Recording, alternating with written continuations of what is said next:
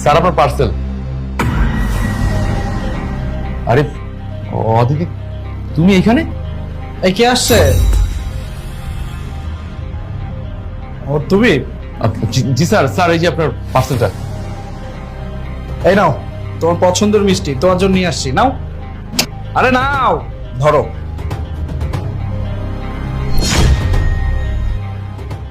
Sir একটা কথা জিজ্ঞেস করবো? হ্যাঁ শিওর, বলো। তুমি তো আমার কাছের মানুষ, কি বলবে বলো। আসলে স্যার আমি তো আপনার বাসায় দীর্ঘদিন যাবত পার্সেল ডেলিভারি করি, কিন্তু কখনো এই ম্যাডামকে দেখিনি। আচ্ছা, এই ম্যাডামটা আপনার কি হয়? ওর কথা বলছো? আরে ও তো আমার গার্লফ্রেন্ড।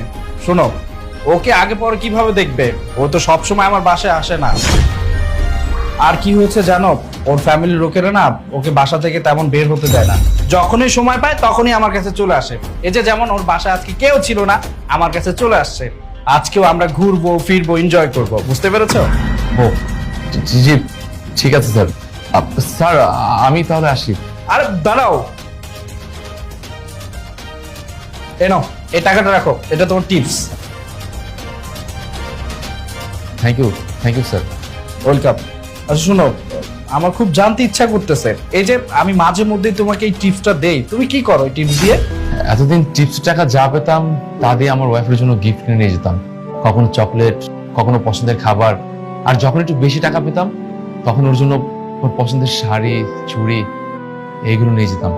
আসলে কি জানেন স্যার, আমার ওয়াইফের না শাড়ি আর চুড়ি খুব পছন্দ, আমার খুব পছন্দ। ও যখন শাড়ি আর চুড়ি পরে আমার সামনে আসতো না, তখন আমার সারা দিনের ক্লান্তি দূর হয়ে গেত। এগুলোর জন্য কিনে নিয়ে যেতাম। যেটা মানে এখন নিয়ে যাও না? না স্যার, আজকের পর থেকে হয়তো আর ওর জন্য কিছু কেনা হবে না। কেন? কারণ সে আজকের পর থেকে আমার সাথে আর থাকবে না। কেন থাকবে না? কারণ তাকে আজকের পর আমি ডিভোর্স দিয়ে দেবো। কি বলছো, ডিভোর্স দিয়ে দিবে? কিন্তু কেন? সে এখন আর আমাকে ভালোবাসে না। আমি জানতে পেরেছি সে আমাকে না, সে অন্য কাউকে ভালোবাসে। কারণ হচ্ছে আমার কাছে না টাকা পয়সা নাই, আর সে যেমন লাক্সারি লাইফ চায় সেটা আমি তাকে দিতে পারছি না। আসলে স্যার আমি তো সামান্য একজন ডেলিভারি ম্যান, ডেলিভারি কাজ করে মাসে কত টাকা বা ইনকাম করতে পারি। আর আমার ওয়াইফের চাহিদাগুলো অনেক বড়। সে লাক্সারি লাইফ চায়, সে গাড়ি চায়, বাড়ি চায়, দামি দামি কাপড় চোপড় চায়, সে দামি দামি রেস্টুরেন্টে খেতে চায়। আর আমি তার সব চাহিদা পূরণ করতে পারি না বলেই সে আরেকটা ছেলেকে ধরেছে।